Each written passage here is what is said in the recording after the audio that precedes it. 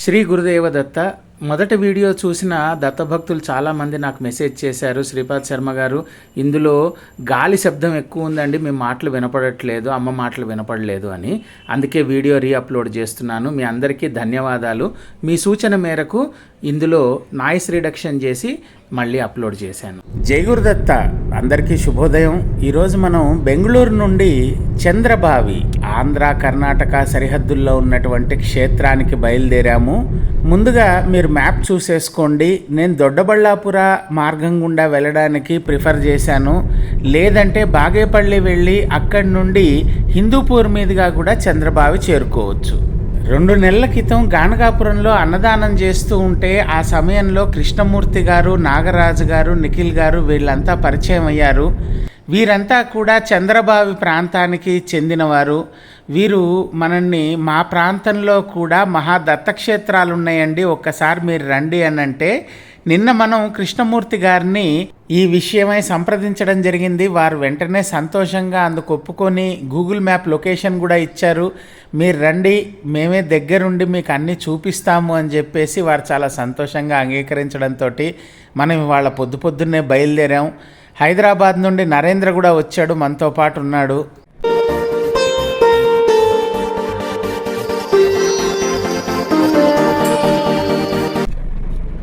ఇది ఇప్పుడు మనం చంద్రబావి విలేజ్లో ఉన్నాము.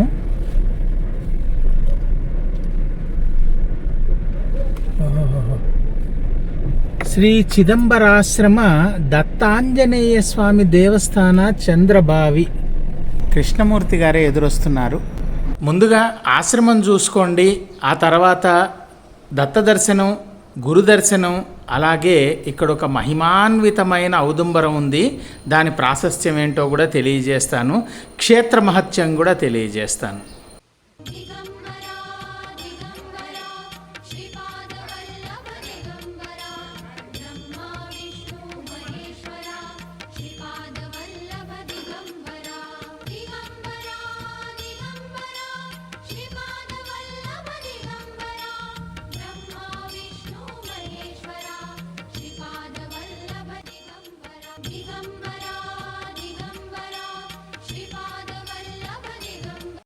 మీరు చెప్పండి. శ్రీ చిదంబర స్వామీజీ, వీరి చిదంబర స్వామి వారు. వీరి స్వామీజీ గురులు నారాయణ భగవాన్ మహారాజ్. నారాయణ భగవాన్ మహారాజ్. వాళ్ళ గురులు శ్రీ శేషాచల సద్గురు, సద్గురువు గారు. శేషాచల సద్గురు. వీళ్ళు శివ చిదంబర స్వామి, శివ చిదంబర స్వామి వారు, వారికి గురువు, వాళ్ళకి గురులు. చాలా సంతోషం. ఇవాళ దత్తుడి అనుగ్రహం కాబట్టి ఆ గురు పరంపర మొత్తం దర్శనం చేసుకునే భాగ్యం కలిగింది. అది శ్రీ గురుదేవ దత్త సిద్ధాశ్రమం చిదంబర స్వామి. ఈ దత్త స్వరూపం చూడండి, ఇట్లాంటి దత్త స్వరూపాలు చాలా అరుదుగా కనబడతాయి మనకి. దిగంబర స్వరూపం అంటాం మనం. సిద్ధాశ్రమం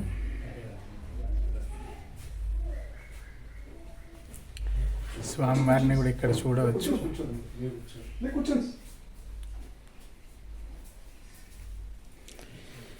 అవధూత చింతన శ్రీ గురుదేవ దత్త. గురువు చెప్పిందే పాటిద్దాం మనం.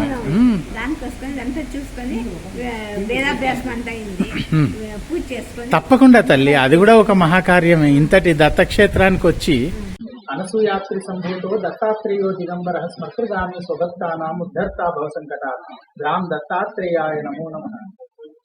ఈరోజు మనం మహా ఆశ్రమంలో ఉన్నాము.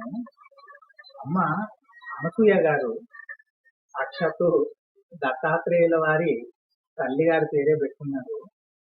ఇది ఒక మహాయోగి స్థానం. 80 ఏళ్ళు దాటిపోయింది ఇక్కడ. స్వామివారు ఇక్కడ ఇందాక మనం వెనక చూపించినటువంటి ఔదుంబరాన్ని రాతిలో కొద్దిగా గడ్డపార వేసి అక్కడ స్థాపిస్తే ఆ త్రిశాఖలుగా మహావృక్షమై ఈరోజు మనందరికీ దర్శనమిస్తోంది. అందులోనే సుబ్రహ్మణ్య స్వామి వారు వెళ్తారు, అందులోనే దత్తాత్రేయుల వారికి ఔదుంబర స్వరూపంగా ఉపనయనం చేసి దత్త అని ఆ వృక్షానికి నామకరణం కూడా చేయడం జరిగింది. ఇంతటి మహాస్థానం.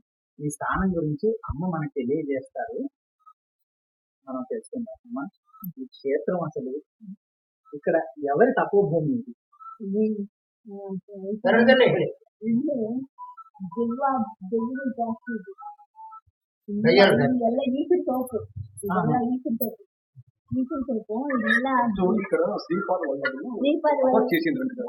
ಜಾಗದಲ್ಲಿ ತಪಸ್ ಮಾಡಿ ಹೋಗಿದ್ದ ಜಾಗ ಅಂತ. ఓ శ్రీపాద వల్లభుడు తపస్సు అన్నది. శ్రీపాద వల్లభుడు తపస్సు చేసి ఇచ్చిపోయింది.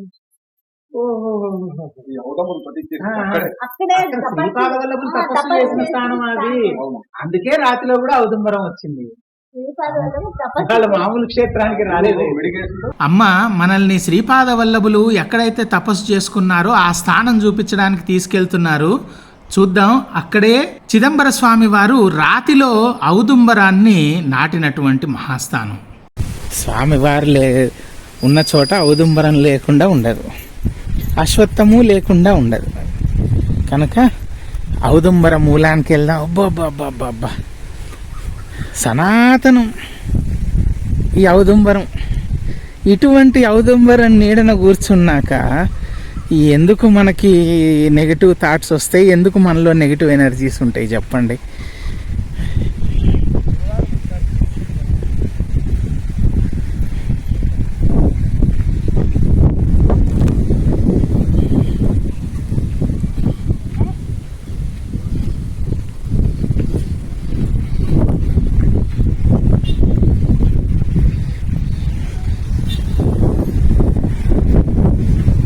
స్థానం చూడండి. ఇటువంటి స్థానాలు రోజు రోజు చూడాలంటే చూసేవి కావు, దొరికేవి కావు. కొండవాగు, మానసాదేవి కూడా ఉన్నారు చూడండి. ఓం జగద్గౌరీ మానస సిద్ధయోగిని వైష్ణవి నాగభగిని శైవీ నాగేశ్వరి జరత్కారు ప్రియా అస్థికమాతా విషహర మహాజ్ఞానయుత విశ్వపూజిత దేవి. ఓం నమో మానసాదేవ్యై నమో నమః. చూడండి ఔదుంబరం చూడండి. ఈ చెట్టుకి ఒడిపోయింది. స్వామీజీ ఒడి చేసి రక్తాన్ని నామకరణం చేసి అంతా చేస్తారు. చుట్టూ అంతా బండ, ఆ బండ మధ్యలో గడారి వేస్తున్నారు. వేస్తే ఒక దింపు దిగినట్ట గడారి. ఔదుంబరం చెట్టు వేసి అవ్వాళ్ళు ఉండ్రి, నాగమ్మవ్వ లక్ష్మవ్వ, అమ్మ దత్తుని దినా నీరాకరమ్మా అంతా చెప్తున్నా. కన్నడ చెప్తున్నాను. పర్లేదమ్మా చెప్పండి, ఏ భాష చెప్పినా నీరాకరమ్మా అంతా చెప్తున్నాను. ಆಯ್ತು ಸ್ವಾಮೀಜಿ ಆಗ್ತೀವಿ అని రెంಡ నాటికే చెట్టు ఇట్లా ಗಿಡ ಬಗ್ಗು ಬಿಡ್ತು. ಬಗ್ಗು ಬಿಟ್ರೆ ಆಮೇಲೆ ಸ್ವಾಮೀಜಿ ಹೇಳಿದ್ಮೇಲೆ ಅದು ವೇದ ವಾಕ್ಯ ಅಂತೆ. ಅದಕ್ಕೆ ನೀರು ಪ್ರತಿನಿತ್ಯವೂ ನೀರು ಹಾಕೋದು 5 ದಿವಸಕ್ಕೆ 3 ಗಿಡ 3 కొమ్మిಗೆ. ఇప్పుడు చూడండి, మనం నిలబడిందంతా రాతి ప్రాంతం. ఇగో రాతి ప్రాంతం. ఈ రాతి ప్రాంతంలో ఇది కొండవాలు. ఏదో ఇగో ఇక్కడ ఇంకేమిటి, స్వామివారే ఉన్నారు ఇక్కడ. గణపతి వారు చూడండి ఎంత దివ్యంగా ఉన్నారో స్వామివారు. నిలువెత్తు మూర్తి గణనాథుడు. దత్తుడు గణపతి వేరు కాదు కదా. చూడండి స్వామివారు గురువు గారు స్వామివారు ఏం చేశారనంటే, ఇక్కడ ఈ రాతిలో గడ్డపారతోటి కొంచెం ఇంత తవ్వారు. తవ్వి ఒక 3 అడుగు తవ్వి ఇక్కడ ఔదుంబరాన్ని ఇక్కడ పెట్టారు. మొక్క పెట్టి ఇక్కడ అమ్మ ఇక్కడ దత్తులు వస్తూ ఉన్నారు కనుక ఇక్కడ 2 ఆడవారు ఉండేవారు, నాగమ్మ లక్ష్మమ్మ. వారికి చెప్పారంట రోజు కొద్దిగా నీళ్లు పోయండి అమ్మా అని. నీళ్లు పోస్తే 3 రోజులకే ఇది మొక్క లేచి నిలబడింది. చూడండి త్రిమూర్తి స్వరూపం అని మనం ఎప్పుడు చెప్తాం కదా. ఇక్కడ చూడండి 1, ఇదిగో 2, అదిగో 3 కనబడుతున్నాయా? 3 మనకి మానులుగా స్వామివారు పైకి ఎలా వచ్చారనేది మహాస్థానం. అంటే గురువుల వాక్కు ఎప్పుడూ వ్యర్థంగా పోదు. ఇదిగోండి సుబ్రహ్మణ్య స్వామి వారు కూడా ఇక్కడ. ఇంతకంటే ఇంకేం కావాలి చెప్పండి. ఇగో చూడండి చక్కగా తెలుపుకున్నా ఫస్ట్ ఉద్భవం ఇంతే సుబ్రహ్మణ్యుడు చూడండి చూడండి ఇక చూడండి సుబ్రహ్మణ్యుడు చూడండి ఔదుంబరం మూలలో సుబ్రహ్మణ్యుడు అంటే మన గురు చరిత్ర చెప్తుంది భక్తితో కొలిస్తే విశ్వాసం కలిగి ఉంటే రాయి మొక్క చెట్టు చెక్క ప్రతి దాంట్లో కూడా దైవాన్ని చూడవచ్చు అనే దానికి ఇదే ప్రతీక. గురువుల మాట వ్యర్థం పోలేదు. రాతి లోపల ఇంతటి ఔదుంబరం చూడండి 70 ఏళ్ళు రాయి రాయి అగో ఇదంతా రాయే కనబడతా ఉంది కదా. రాయిలో గురువు వాక్యం దత్తుడు అనుగ్రహం రెండు చెట్టుకి వడుగు చేశారట దత్తుడికి చేసినట్టుగా. చూడండి ఇంకా నామకరణం చేశారు. చెట్టుకు వడుగు చేసి స్వామివారు గురువు గారు చెట్టుకు వడుగు చేసి నామకరణం చేశారు. ఇంతటి మహా స్థానంలో ఈరోజు దత్తుల వారి అనుగ్రహం వల్ల మనం నిలబడగలుగుతున్నాం. దీన్ని తాకినా పుణ్యమే. గురుదేవ దత్త. మరి ఎలాగండి ఈ రాతిలో ఇంతటి ఔదుంబరం మొలిచింది అంటే మరి ఈ స్థానంలోనే ఈ మూలంలోనే ఈ రాతి మీదే దేశాటన సమయంలో శ్రీపాద శ్రీ వల్లభులు కూర్చొని తపో అనుష్ఠానాదులు చేసుకున్నారు గనక ఈరోజు మన జీవితం ధన్యం. ఇంతటి స్థానంలోకి వచ్చి నిలిచి ఇవన్నిటినీ చూసి తాకి స్పర్శించి స్వామివారిని మనస్సులో తలుచుకొని హృదయంలో నిలుపుకొని వారికి నమస్సుమాంజలు అర్పించుకునే మహాభాగ్యం దత్తుల వారే కల్పించారు. ఇక్కడ వీరు గోశాల కూడా నిర్వహిస్తున్నారు. చాలా చక్కటి స్థానం. గోవులున్న చోట దేనికి లోటు ఉంటుందండి? గోమహాలక్ష్మి అని అందుకే కదా అంటారు. శ్రీ చిదంబర స్వామి వారిని దర్శించుకొని వద్దాము. వీరి కారణం చేతనే శ్రీపాద శ్రీవల్లభుల తపోభూమి అయినటువంటి ఈ క్షేత్రం మనకి తిరిగి లభించింది. లేకపోతే అసలు లభించేదే కానే కాదు. దారి దోపిడీలు ఎక్కువ జరుగుతున్నాయి. అంటే అంత ఈపు చెట్లు ఎక్కువ. దీని నుంచి ఇక్కడ ఈ ప్రేతాత్మలు చనిపోయింటారు కదా, కొట్టి వాళ్ళ కోసం ఇక్కడ ఒక స్వామికి కావాలని చెప్పి ఒక క్షేత్రం చేయడానికి దీంట్లో స్వామి జాగా 1942లో జయచామరాజు అడిగారు. వాళ్ళ దగ్గర ఇచ్చేసుకుని భూమి ఇక్కడ ఒక ఆశ్రమం చేయాలనే మనస్సు వాళ్ళకి వచ్చినాయి. అదే టైంలోనే వాళ్ళంతా తీసుకొని వాళ్ళ తల కొట్టి ఒక బాగా ఇంద్రు బాగా ఆ బాయిలో పేరు వేసేది ఆ ప్రేతాత్మలంతా భోజనం కలుస్తా ఉందంట. అసలు విషయం ఏంటి అంటే ఇది శ్రీపాద శ్రీ వల్లభులు తాము ఇటు అంటే వారంతా కూడా మొత్తం దేశాటన చేసిన వారే కదా. తిరువాపురం వెళ్లే మార్గంలో వారు ఇక్కడ ఇంతకు ముందు ఏదైతే మనము ఔదుంబరం చూసామో అక్కడ అనుష్ఠానం తపస్సులు నిర్వహించుకున్నటువంటి స్థానం. కాలక్రమేణా ఇది ఏమైందంటే దోపిడీ దొంగలకు నిలయమైంది. ఈ మార్గం గుండా ఎవరైనా వస్తున్నా పోతున్నా ఒంటరిగా చేతికి దిక్కితే వాళ్ళని వధించి ఇక్కడ ఒక బావి ఉంది, దాన్నే చంద్రబావి అని అంటారు. ఆ బావిలో వారి శిరస్సును పడేసి వారి దగ్గర ఉన్న ధనం దోచుకొని వాళ్ళు పారిపోయేవాళ్ళు. అలా అకాల మరణం చెందిన అనేక మంది ప్రేతాత్మలు ఇక్కడ సంచరిస్తూ ఉండేవి. అయితే ఇది మహాతపోభూమి అని చెప్పి గురువు గారికి తెలుసు. బజ్జీరప్ప అని వాళ్ళది ఇదంతా భూమి వాళ్ళ మీద జమీందారులు వాళ్ళు. జమీందారులతో వాళ్ళ కండాయిని కట్టే కథ విడిచిపెట్టేసింది. ఓహో, వజీరప్ప గారని ఇక్కడ వీరికి ఇదంతా కూడా జమీందారులు ఈ స్థానానికి అంతా కూడా. కానీ కప్పం కట్టలేక దీన్ని విడిచిపెట్టారు. ఈ విడిచిపెట్టిన స్థానంలో ఈ అకృత్యాలన్నీ జరిగింది. వాళ్ళని పిలుచుకొని పోయి తహసీల్దార్ దగ్గర పిలుచుకొని పోయి ఆ రికార్డుని తీపిచ్చి అదంతా తీసినాక వాళ్ళు ఆ కట్టి ఆ కండాయిని అంతా కట్టి ఆ ఈ జమీని దరఖాస్తు. ఏ సంవత్సరంలో? 46, 47, 50. అంటే స్వాతంత్రం వచ్చే సమయానికి 1945 నుంచి 47, 50 మధ్యలో ఇది ఏం చేశారంటే స్వామివారే కప్పం కట్టి తహసీల్దార్ దగ్గర ఇదంతా కూడా బయటికి తీయించి ఈ కాగితాలన్నీ కూడా స్పష్టంగా మళ్ళీ ఇక్కడ ఆశ్రమ నిర్మాణానికి అని చెప్పేసి వారు తీసుకున్నటువంటి స్థానం. ఎందుకు తీసుకున్నారు అని అంటే ఇది మహా దత్త అనుష్ఠాన స్థానం. శ్రీపాద శ్రీవల్లభులు స్వయంగా అనుష్ఠానం తపస్సు చేసుకున్నటువంటి స్థానం. ఇటువంటి స్థానంలో ఇటువంటి ఆకృత్యాలు జరిగినాయి. మరి ఇవన్నీ కూడా ప్రేతాత్మలు సంచరిస్తున్నాయి. తిరిగి దీన్ని దత్తాత్రేయులు వారి స్థానంగా స్థాపించాలి అని అంటే మరి ఇక్కడ ఎంతో అనుష్ఠానం చేయాలి, ఎంతో తపస్సు చేయాలి. ఇవన్నీ చేయాలంటే మరి ఈ స్థానం అనేది పీఠం కిందికి రావాలి, ఆశ్రమం కిందికి రావాలి. ఇక్కడ చేయవలసిన జప తపాదులు యాగాలు ఇవన్నీ చేయాలి. చేస్తే కానీ ఇది శుద్ధి జరగదు.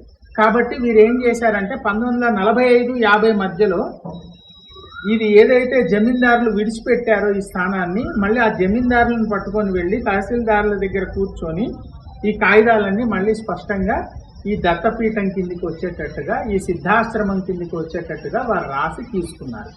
తీసుకున్న తర్వాత ఇక్కడ వీరు జపతపాదులు హోమాదులు అనేవి చేయడం జరిగింది. అంతే కదమ్మా? జరిగింది. మళ్ళీ అన్నదానం జరిగింది. ఆ అన్నదానం చేసి ఆ ప్రేతాత్మకంతా అన్నం వేసి మోక్షమికి ఇక్కడ మారమ్మ దేవి ఉంది. ఆ మారమ్మ దేవిని అడగవంట స్వామీజీ, అమ్మాయి ఆశ్రమ మాటని కాపాడಬೇಕು అని. అయితే స్వామీజీ నన్ను నోడుకుంటుంది అని చెప్పిందంట. అంటే ఇక్కడ ఈ స్థానంలో అంతా కూడా కర్ణాటకలో మారెమ్మ దేవి అని కొలుస్తారు. వారెవరో కాదు, ప్రత్యంగిరా అమ్మవారు. ఇక్కడ మారమ్మ అంటే ప్రత్యంగిరా అమ్మవారు. ఇక్కడ కూడా మారెమ్మ దేవస్థానం ఉన్నది. అమ్మవారిని వెళ్ళి స్వామి అడిగారు గురువులు, అమ్మ మరి ఇక్కడ ఇది దత్తస్థానం మేము ఏర్పాటు చేస్తాము, ఇక్కడ ప్రేతాత్మలన్నిటికీ మోక్షం ఇవ్వాలి, ఇక్కడ దత్తస్థానం మళ్ళీ తిరిగి నెలకొల్పాలి, ఈ క్షేత్రాన్ని మరి మీరు రక్షిస్తారా అంటే తప్పకుండా నేను రక్షిస్తాను అని అమ్మవారే సాక్షాత్తు ఇక్కడ మాట ఇచ్చి దీన్ని కాపాడుతున్నటువంటి స్థానం. ప్రత్యంగిరా మాత గురించి నేను చెప్పక్కర్లేదు. దశమహావిద్యలు తెలిసిన వారందరికీ కూడా ప్రత్యంగిరా అమ్మవారి యొక్క శక్తి ఏమిటి అనేది నేను చెప్పక్కర్లేదు. అయితే అమ్మవారి దగ్గర అనుమతి తీసుకున్నారు స్వామివారు. తర్వాత దత్తస్థానం మళ్ళీ ఇక్కడ ప్రేతాత్మలన్నిటికీ కూడా మోక్షాన్ని కాంక్షించి, అంటే ఇక్కడ ఏంటంటే కుంభం అంటారు, అన్నం రాశిగా పోసి దాన్ని మించి మళ్ళీ అన్నదానం చేస్తారు. ఎందుకంటే అన్నశాంతిని మించిన శాంతి లేదు. ఇప్పుడు 2011 నుండి మనం ప్రతి నెల గాణగాపురం వెళ్ళి అన్నదానం చేసేది ఎందుకు? మీరు ఎన్ని యాగాదులు చేయండి, ఎన్ని జపతపాదులు చేయండి, అన్నశాంతి జరగకపోతే మరి దానికి శాంతి లేదు. కాబట్టి మనం అన్నశాంతిని కాంక్షించి మనం నిత్యము అన్నదానం చేస్తున్నాం. ఎందుకు? మనం ఇంట్లో నిత్యము లలితా సహస్రనామ పారాయణలు చేస్తాం, విష్ణు సహస్రనామ పారాయణలు చేస్తాం, అనేక రకాలైన పూజలు చేస్తాం. కానీ శాంతి ఎక్కడ జరుగుతోంది? ఎక్కడ జరగట్లా. అందుకే ఇప్పుడు మనం గ్రూప్ పెట్టాం. ఆ గ్రూప్లో మనం ఎక్కడా కూడా ధనాన్ని ఆశించింది లేదు. మీ ఇంట్లో నుండి 11 రూపాయలు వచ్చినా చాలు, ఆ శాంతి అన్నశాంతి జరుగుతోంది. అదే మనం ఆశించి చేస్తోంది. ప్రతి నెల మనం చేసే అన్నశాంతి. అందుకే స్వామివారు కూడా ఇక్కడ అన్నశాంతి చేసి అలా ప్రేతాత్మలుగా, అంటే అకాల మరణం కదూ, అకాల మరణం చెందిన తర్వాత మోక్షం అనేది కష్టం కనుక వాటన్నిటికీ మోక్షాన్ని ఆశించి అన్న సంతర్పణ చేసి ఆ ప్రేతాత్మలన్నిటికీ కూడా మోక్షాన్ని అనుగ్రహించారు స్వామివారు. మహాస్థానం ఇది. వాళ్ళ మనం ఎక్కడో కూర్చొని లేము. ప్రతి సంవత్సరం ప్రతిరోజు అన్నశాంతి ఆశిస్తూ ప్రతి వర్ష రథోత్సవాలు మాఘశుద్ధ దశమి, మాఘశుద్ధ దశమి నాడు ఇక్కడ రథోత్సవం. ప్రతి సంవత్సరం మాఘశుద్ధ దశమి అంటే పౌర్ణమి ముందు వచ్చే దశమి నాడు ఇక్కడ రథోత్సవం జరుగుతుంది. అంతేకాదు వీరు ఇంకొక విషయం చెప్తున్నారు. ఇక్కడ అనాథ బ్రాహ్మణ మహిళలకి, వితంతు బ్రాహ్మణ మహిళలకి ఇది ఆశ్రమంగా ఏర్పాటు చేశారు స్వామివారు. ఎందుకు అనంటే ఎక్కడైతే స్త్రీ గౌరవింపబడుతుందో అక్కడ అభివృద్ధి సంక్షేమం అనేది దానంతకదే వస్తుందని స్వామివారు ఆనాడే తెలియజేశారు.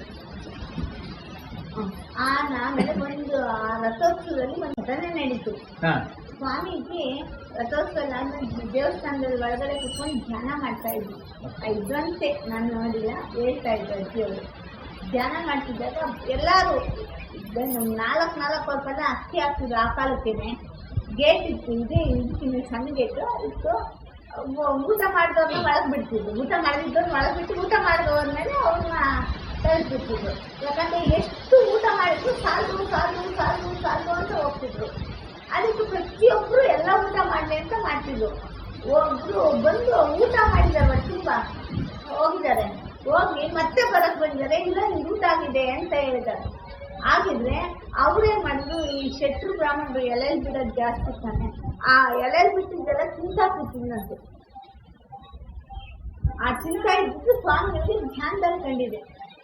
ತಕ್ಷಣ ಎದ್ದು ಬಂದು ಸ್ವಾಮೀಜಿ ಎಲ್ಲ ನೋಡಿ ತಕ್ಷಣ ಅಲ್ಲಿ ಹೋಗಿ ಬಾಪ ಇಲ್ಲಿ ಅಂತ ಕರೆದು ಕುರ್ಚಿ ಹಾಕೊಂಡು ಕೂತ್ಕೊಂಡು 8 ಎಲೆ ದೊಡ್ಡದಾಗಿ ಇದು ಮಾಡಿಬಿಟ್ಟು ಅವ್ರು ತಿನ್ನೋಷ್ಟು 15 ಬಕೆಟ್ ಅನ್ನ, 8 ಬಕೆಟ್ ಪುಡಿ, 6 ಬಕೆಟ್ ಪಾಯಸ, 4 ಬಕೆಟ್ ಮಜ್ಜಿಗೆ ಪಾಯಸ, ಚಿತ್ರಾನ್ನ, 4 ಬೇಸನ್ ಚಿತ್ರಾನ್ನ ಎಲ್ಲ ತಿಂದು ಲಾಸ್ಟಿಗೆ 4 ಬಿಂದಿಗೆ ನೀರು ಕುಡಿದು, స్వామీజీ ಹೊಟ್ಟೆ ಹಸಿತಾ ಇದೆ, ನಿಮ್ಮ ಮುಖ ನೋಡಿ ನಮಗೆ ಶಾಂತಿ అవుతుంది స్వామీజీ.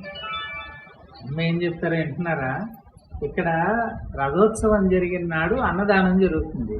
అలా అన్నదానం జరుగుతున్న ఒక సందర్భంలో ఒక ఆయన వచ్చారు, భోజనం చేశాడు, మళ్ళీ బయటికి వెళ్తున్నాడు, నాకు ఆకలి తీరలేదు అంటున్నాడు.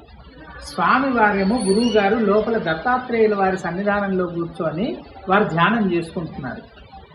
ఇది జరుగుతూనే ఉంది, వస్తున్నాడు, తింటున్నాడు, వెళ్తున్నాడు, నాకు ఆకలి తీరలేదు, నాకు అన్నం పెట్టలేదు సరిగా అని అంటున్నాడు.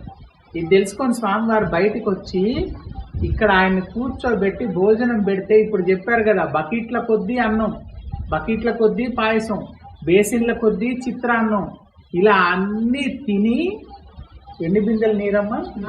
4 బిందెల నీరు తాగిన తర్వాత గురువు గారిని చూసి, మామూలుగా అయితే నాకు ఆకలి తీరలేదు, ఇప్పుడు కూడా ఆకలి తీరలేదు, కానీ మీ ముఖం చూసిన తర్వాత నాకు సంతృప్తి కలిగింది అని చెప్పేసి వెళ్ళిపోయారంటే ఇంక మీరు అర్థం చేసుకోండి ఎటువంటి స్థానంలో మనం ఈరోజు కూర్చొని ఉన్నాము అని.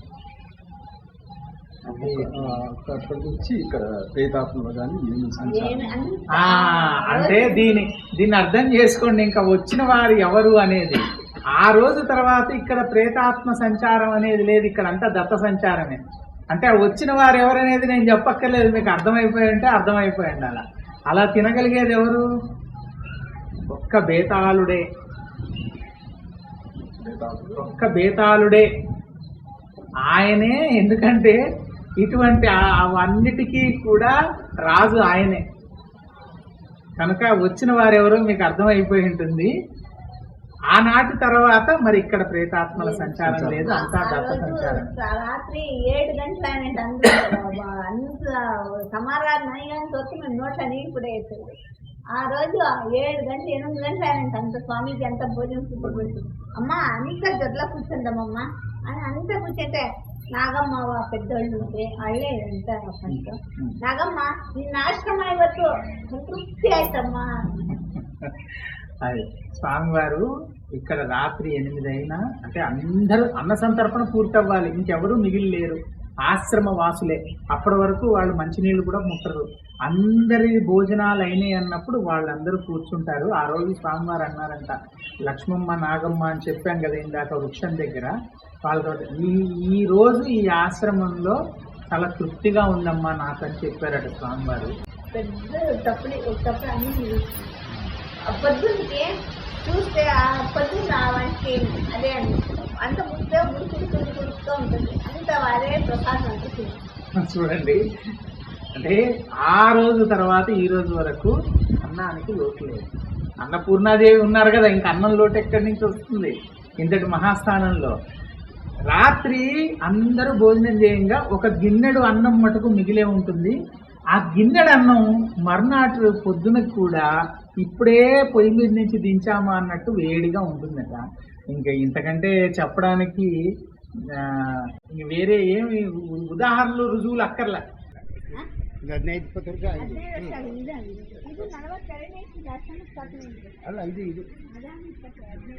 ఇక్కడ చూడండి, సంకష్టహర గణపతి వారు, అలాగే నవగ్రహాలకు ప్రతీకగా అన్ని వృక్షాలను స్థాపించారు. శుక్రుల వారు సుకీర్తి, మేడి వృక్షం. రోహిణి సమేతమా? రోహిణి సమేత చంద్రుల వారు. రోహిణి సమేత చంద్రుడు మోదుగా. సూర్యుల వారు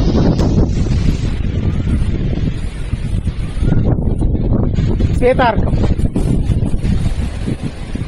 శ్వేతార్కం ఇటు కుజుడికి కుజస్వరూపంగా చంద్రవృక్షం.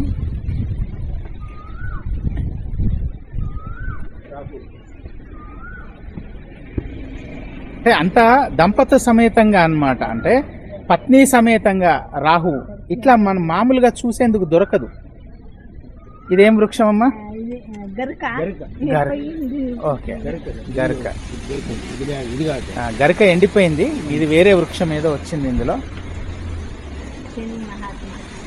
శనేశ్వర్ల వారు పత్ని సమేతంగా. ఇదేమిటి? జమ్మి. షమి, అదే జమ్మి. శమి వృక్షం ఇక్కడ చూడవచ్చు. ఇది శమి వృక్షం. జమ్మి. కేతు.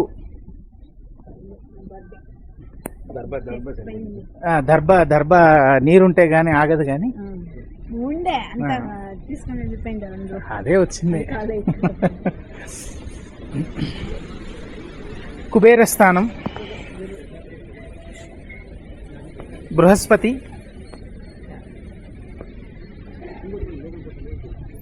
వీరికి అశ్వత్థం.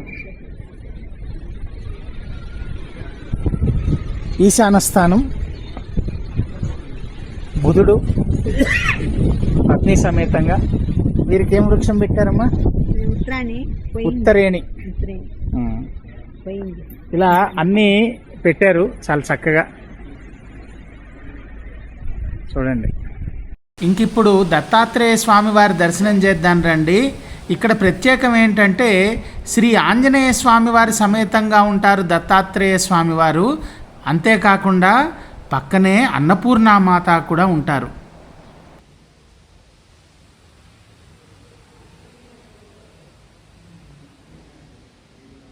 గురుచరణాంబుజ నిర్భర భక్త సంసారాత్ చిరాత్ భవముక్తః. మనం మంగళూరులో చూసాం దత్తపీఠంలో అన్నపూర్ణ సైతంగా దత్తాత్రేయ స్వామి వారిని. మళ్ళీ ఇప్పుడు చూస్తున్నాం. సాధారణంగా అనఘామాతతో చూస్తాం, అనఘా సమేత దత్తాత్రేయ స్వామి వారు. కానీ అన్నపూర్ణ సహిత దత్తాత్రేయ స్వామి వారు ఇక్కడ చూడండి. అమ్మవారు ఎంత ప్రశాంతంగా చూడండి. భిక్షాపాత్ర పట్టుకొని వస్తే భిక్షా పాత్ర నిండా కూడా అమ్మవారు ఎప్పుడూ కూడా భోజనానికి లోటు లేకుండా అందిస్తూ ఉంటారు.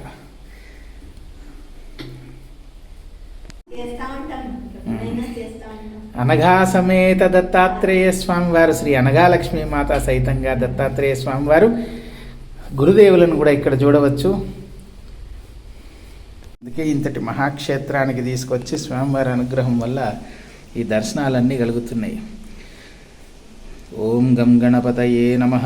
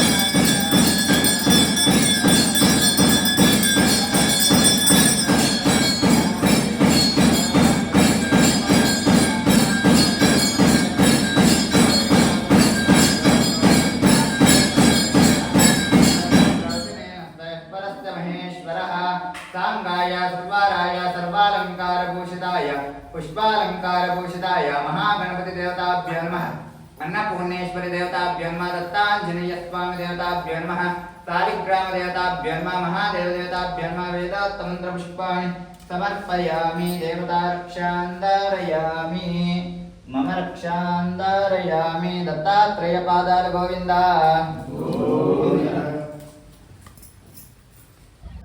ఇప్పుడు మనం ఉన్నది కర్ణాటక తుమ్కూరు జిల్లా ఆంధ్రాకి బార్డర్ మడకశిరకి 5 కిలోమీటర్లు అండి. మడకశిరకి 5 కిలోమీటర్ల దూరము.